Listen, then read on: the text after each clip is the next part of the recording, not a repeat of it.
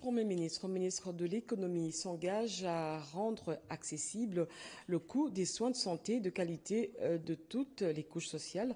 Vital Kamerhe l'a dit à la délégation d'une mission d'assistance technique et du département des finances publiques du Fonds monétaire international et quelques organisations de la santé. Anim Balaka.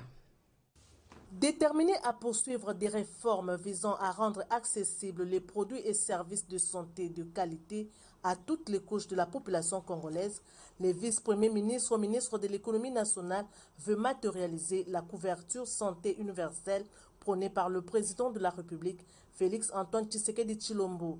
Vital Kamerhe l'a affirmé lors de cette réunion tenue le jeudi 20 avril 2023 avec une mission d'assistance technique du département des finances publiques du Fonds monétaire international, volet politique fiscale. Les discussions entre les deux parties étaient axées sur la réforme de la tarification des services de santé et accès universel.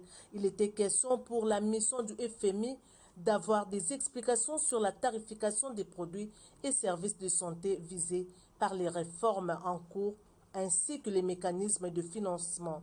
Le patron de l'économie nationale a rassuré ses interlocuteurs de la volonté politique du gouvernement de faire aboutir ces réformes d'une importance capitale pour la population congolaise dont la grande majorité est aujourd'hui privée des soins de santé de qualité devenus un luxe. La lutte du patron de l'économie nationale est de rationaliser les prix et les tarifs des produits et services de santé en République démocratique du Congo. D'après Vital Kamerhe, un travail énorme a déjà été fait au niveau du ministère de l'économie nationale avec la participation des experts du secteur de santé, ceux du ministère et des partenaires.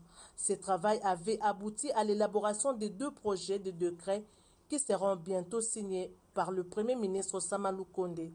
Vital Kamerhe a rassuré de sa détermination à faire aboutir ces processus et pour y parvenir, il faudra veiller à l'opérationnalisation de la commission chargée de suivi, la mise en œuvre du plan de communication, la traçabilité des produits pharmaceutiques, l'éradication de la fraude douanière et l'éradication de la fixation aléatoire des tarifs des actes.